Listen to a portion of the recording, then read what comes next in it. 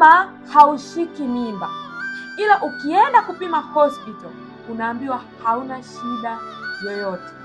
Iko hivi, kama unaenda hospitali na unaambiwa hauna shida yoyote, angalia, je, unavyofanya mapenzi mbegu zako zinasafiri? Lakini kama unafanya mapenzi na zile mbegu za mwanaume zinashuka chini, basi zile mbegu hazisafiri mpaka kwenye yai, kwa sababu mbegu ndizo zinazofanya uweze kupata ujauzito.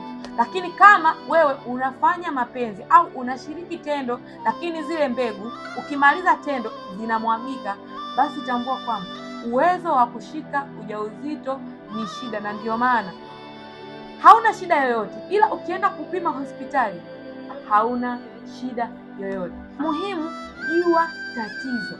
Pengine zile mbegu zinazomwagika ndizo zinazosababisha wewe mwanamke ushindwe kupata ujauzito, kwa sababu mbegu kama hazifiki sehemu husika, uwezo wa kupata ujauzito unakuwa haupo kabisa.